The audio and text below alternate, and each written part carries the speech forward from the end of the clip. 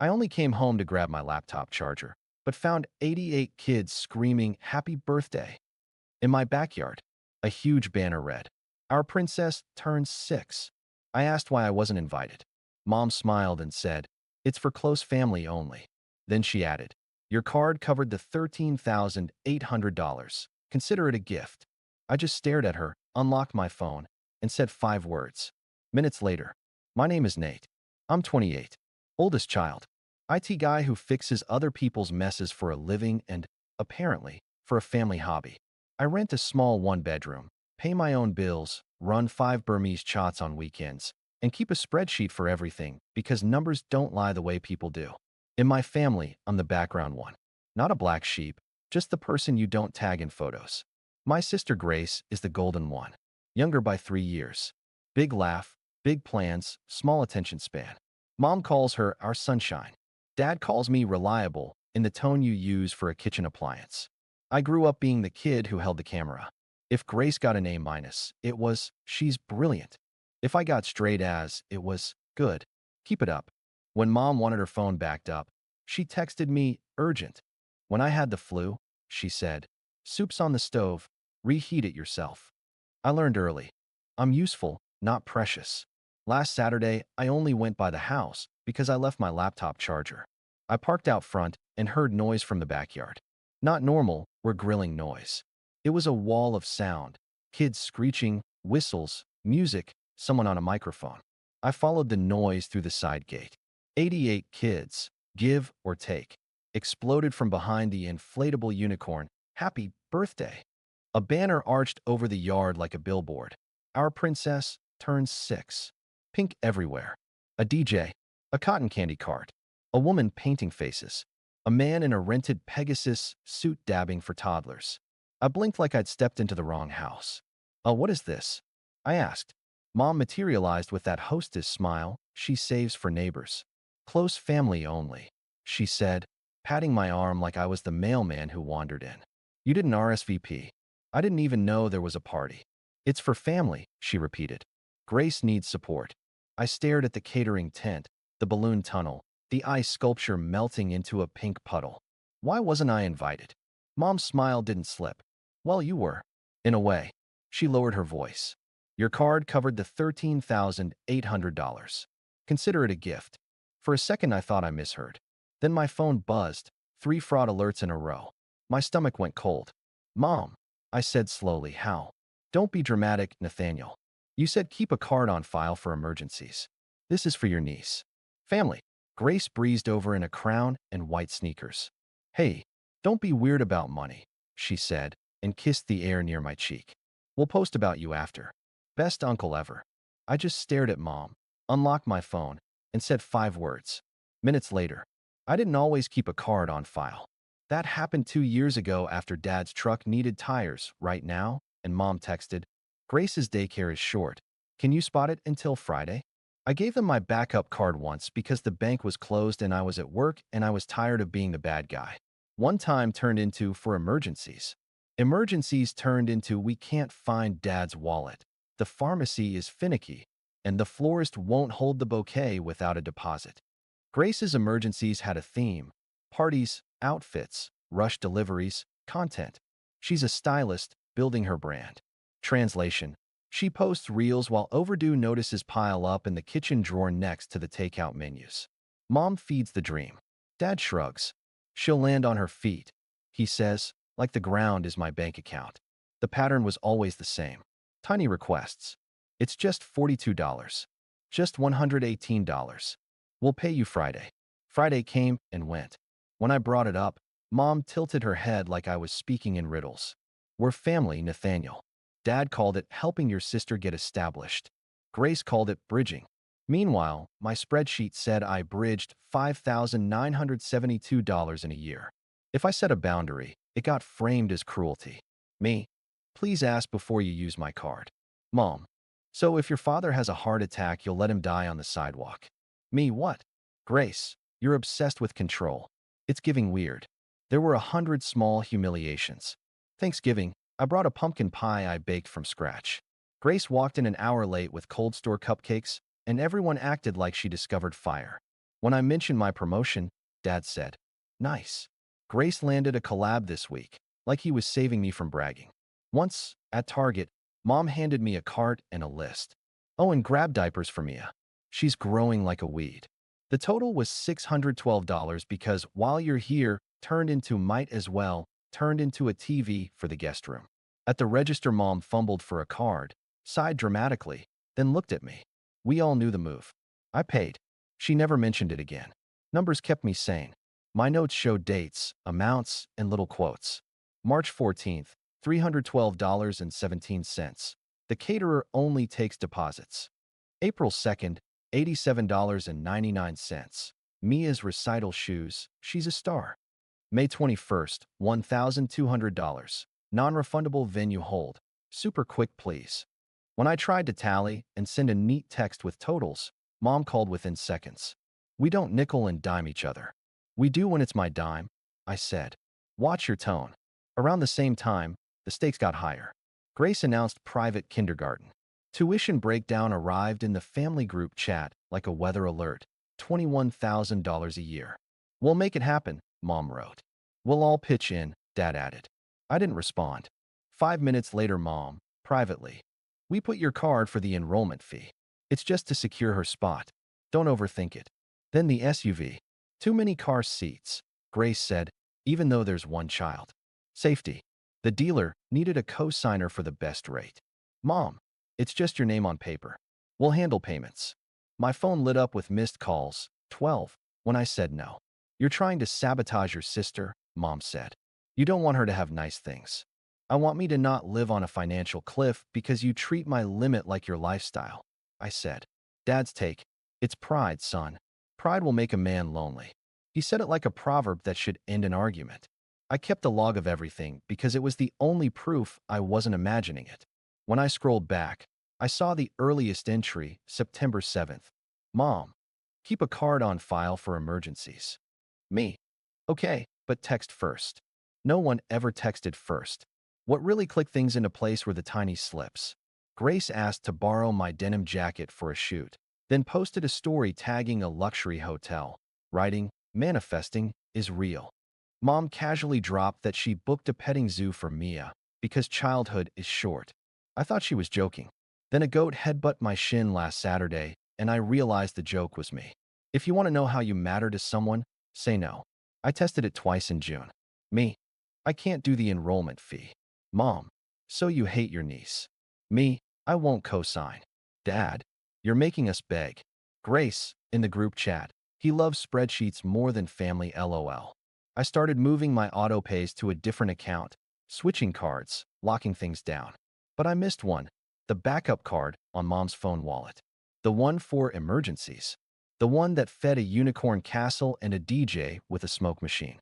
So last Saturday, when Mom smiled at me in a forest of cotton candy, I wasn't surprised she had no shame. I was surprised how calm I felt. "Your card covered the $13,800, she said. "Right," I said. "And the photographer needs cash," she added, like she was ordering napkins. Behind her, the MC yelled, "Ready for the confetti cannon?" Kids screamed. Adults filmed. Grace waved at the sky like she summoned weather.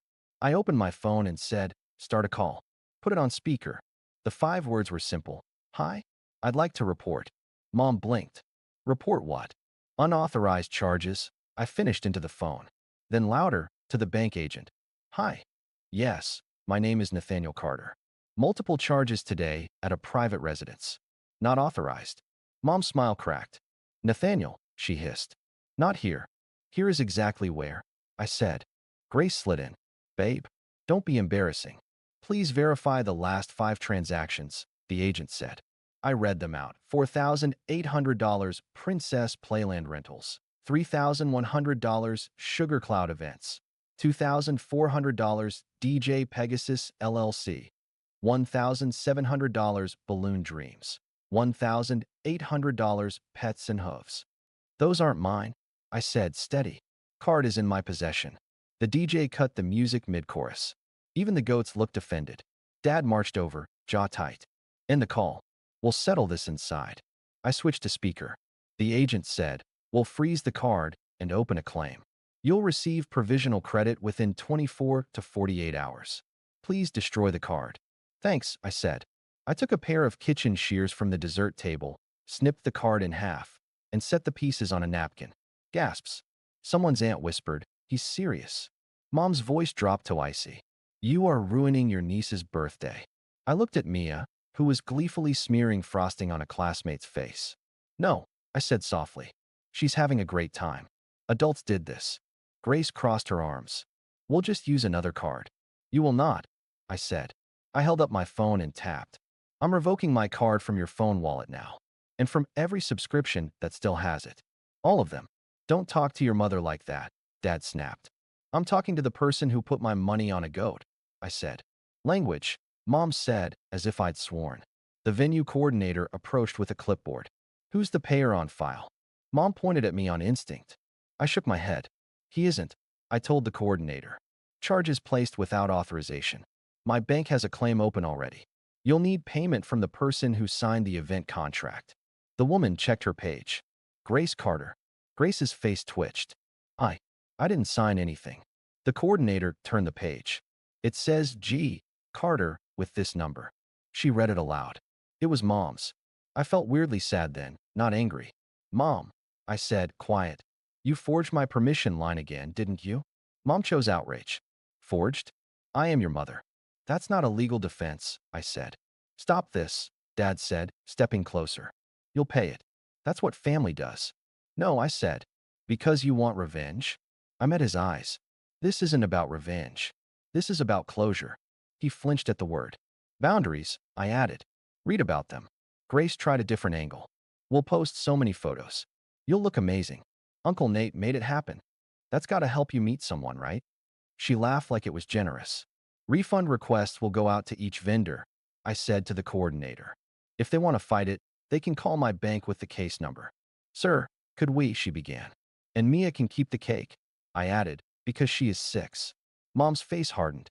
"You'll regret humiliating us." I checked my watch. "You have 2 options. Settle with your own money, or scale the party to what you can pay for." I looked at the DJ. "Do you take Zelle?" He shrugged. "Maybe they can afford an hour, not 4. Dad's voice rose. "You think you're better because you have a salary?" "I think I'm allowed to own what I earn," I said. The coordinator exhaled. "Okay, we'll pause services until payment is sorted." She gestured to the DJ, the cotton candy cart, the face painter. Like dominoes, the party stuttered. Music stopped. The pink fog machine sighed into silence. Kids booed. Parents murmured. Grace spun to Mom. "Fix it." Mom spun to me. "Fix it." "I did," I said. I turned to leave, then paused. "One more thing. Take my card off any app, wallet, or subscription connected to you. Right now? If I see one more charge, I will file a police report." "Identity theft." "You wouldn't," Mom said. "I would," I said. "Calm. And I'll mean every word." I picked up my laptop charger from the kitchen counter where I'd left it, tucked it into my backpack, and walked out through the balloon tunnel like it was a car wash for grown-ups who were done being used. By the time I hit the street, my phone was lighting up like a slot machine. 9 missed calls from Mom, 6 from Dad, 14 from Grace, 3 texts from unknown numbers that turned out to be party vendors. "We need to confirm status." I sent each of them the bank's claim number and the image of the cut card. "Not my authorization. Contact the signer." Then I turned my phone face down on the passenger seat and drove home. I'm not going to pretend I felt heroic. I felt shaky, like I'd just stepped off a moving treadmill. I made pasta, burned the garlic, opened a window. I sat at my tiny table and clicked through bank settings. New passwords. 2-factor. Removed Mom's iCloud from all family share places it had no business being. Turned off, add to wallet on every device. Called my credit bureau and locked my report. It was quiet. At 9:14 p.m., Grace sent a voice note that started with crying and ended with rage. "Do you understand what you did? Do you?" Mia sobbed for 20 minutes. The unicorn guy left. People filmed. We looked broke. I typed. "I'm sorry Mia was upset. I'm not a bank." Mom texted 10 minutes later. "You made me look like a fool in front of the whole neighborhood." Then, "We'll discuss terms tomorrow." Then, when I didn't respond, "You don't do this to family." At 10:02 p.m., "Dad, you embarrassed your mother." At 10:07 p.m., again, You owe us an apology. At 10:11 p.m., answer your father. I turned the phone off and went to bed at 11:30, which felt like a luxury. Sunday morning, 37 unread messages. A cousin I like wrote, heard there was drama. You okay? I answered, yes. He replied, proud of you. That 2-second exchange felt bigger than any banner. By noon, Mom was in damage control. She posted a Facebook update. What matters is love. With photos from the first hour when the DJ still played. Comments flooded in. So magical. Best grandma. I didn't care. Let her manufacture a version of yesterday that doesn't include a cut card. My rent still exists either way. Then the logistical fallout started. The balloon company sent an invoice with a stern paragraph. The petting zoo threatened collection action. The DJ's assistant emailed, we performed 90 minutes. Balance due for 90 minutes. All were addressed to me. I replied to each with the same 3 sentences. I did not authorize this purchase. The bank has frozen the card and opened a claim. Case hashtag hashtag hashtag hashtag. Please contact the contract signer, attachment. I attached a screenshot of Mom's signature and phone number from the coordinator's clipboard. At 2 p.m., Mom called from a blocked number. I answered because I was curious how the script would go. Do you enjoy hurting me? She opened with. No, I said. I enjoy not being stolen from. We are your family. I know. That's why I said no for 6 months instead of 1. You're dramatic. What's your plan to pay the vendors? I asked. Silence. Then, we will figure it out. I'm not involved. She stopped. You need to apologize to Grace. For what? I asked. Not funding an event for 88 6-year-olds with a smoke machine? For humiliating her. People will talk. They always did, I said. But this time the story is true. She tried a soft voice. Your father's blood pressure. Then he should sit down, I said, not unkindly. Mom, listen. This ends. My card is off your phone. My credit is locked. If you attempt another charge, I will file a report. I do not want to do that. But I am done. Her voice cracked on the last word. Done with your family? Done being your wallet. Click. I took a walk. I passed 3 birthday parties at the park, folding tables, store cake, kids with grass stains. Parents laughing. No fog machine. No goats. People clapped for a 6-year-old blowing out candles, and that was enough. Back home, I wrote a simple email titled Boundaries to Mom, Dad, and Grace. I will not co-sign anything. I will not provide a card on file. If you need money, you will not ask me. If you ask me indirectly, through urgence, holds, bridging, or we already did this, can you just? The answer is no. I will not discuss this on the phone. Email only. If you attempt to use my identity, I will involve law enforcement. I hit send. 3 minutes later, Grace replied, you're a monster. Then, Mia is confused why Uncle Nate hates her. I typed, I don't. I hate being exploited. I deleted it and sent nothing. The next week was a parade of tactics. Love bombing. We miss you. Come for dinner. Guilt. Your grandmother asked why you're cruel. Anger. You're dead to us until you apologize. Practical panic. The balloon company says they'll add fees. I forwarded everything to a folder named Records. Thursday, Mom tried the neighbor route. Mrs. Patel left me a voicemail.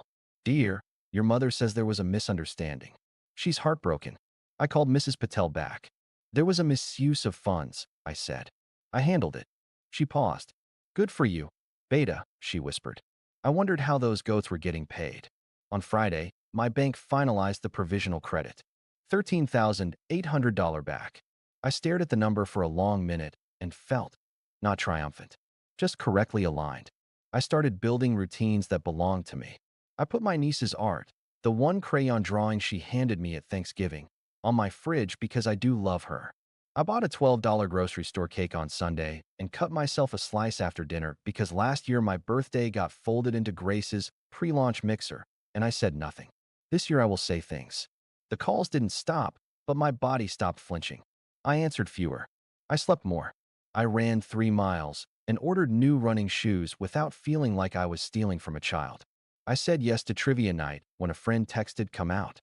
It felt small and enormous. Tuesday morning, I got a short email from Dad. Your mother is upset. You need to make this right. I drafted and redrafted 15 replies. I sent 2 sentences. I love you. I will not be used.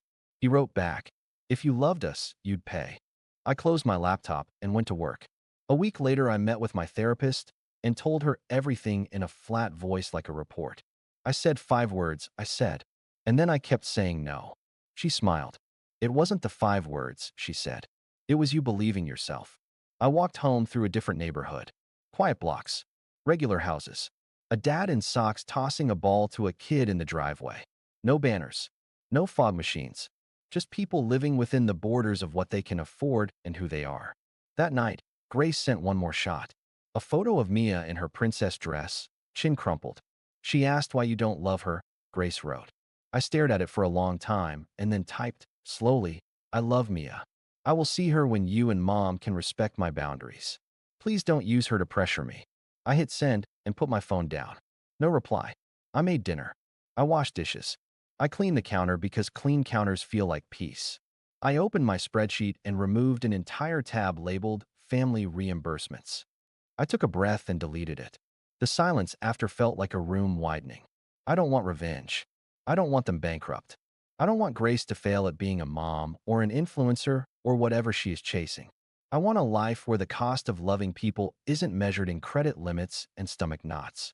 So here it is, simple and plain. I will not co-sign your loans. I will not be your backup wallet. I will not be shamed for saying no. If you try to spend my money without my permission, I will treat it as theft and act accordingly. If that means some people stop calling, then the truth is we were only connected by a card. I'm not waiting for an apology, though I'd accept one. I'm not writing this to rally anybody or teach a lesson. I'm writing it because a week ago I stood in a backyard under a banner that said our princess turned 6 while my mother told me, close family only, and handed me the bill. And I realized I had been standing outside the velvet rope of my own life for years, waiting for an invitation that wasn't coming. I'm done waiting.